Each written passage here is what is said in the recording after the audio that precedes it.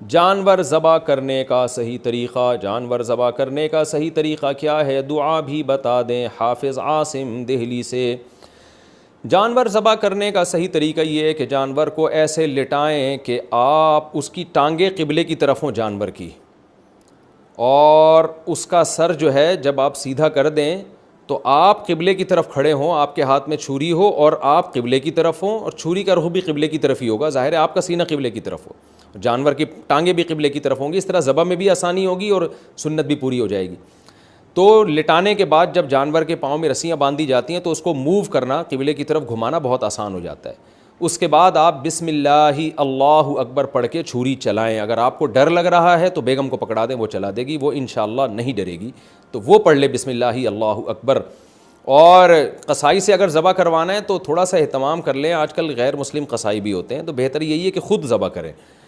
پھر بھی اگر قصائی سے ذبح کروا رہے ہیں تو قصائی کو بولیں بھائی اونچی آواز سے بسم اللہ اللہ اکبر پڑھ لے، اور یہ گٹکا منہ سے نکال کے تھوڑی دیر کے لیے پھینک دے وہاں۔ اللہ کا ذکر کا وقت ہے، ایک شاعر اسلام کو زندہ کیا جا رہا ہے، ابراہیم علیہ السلام کی سنت کو پورا کیا جا رہا ہے، یہ گٹکے کا ٹائم نہیں ہے۔ قصائیوں نے منہ میں گٹکے رکھے ہوتے ہیں، اتنی اسمیل آ رہی ہوتی ہے، اور بسا اوقات وہ تکبیر بھی نہیں پڑھ رہے ہوتے۔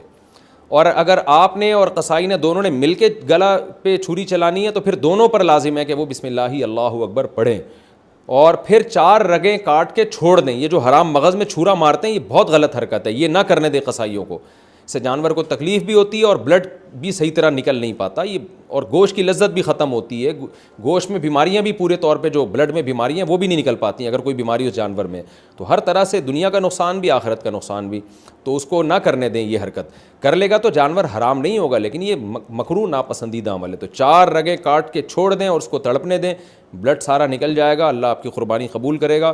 اس کے بعد جب وہ ٹھنڈا ہو جائے تو کھال اتاریں اور پھر کھائیں، اور ہمیں بھی دعاؤں میں یاد رکھیں۔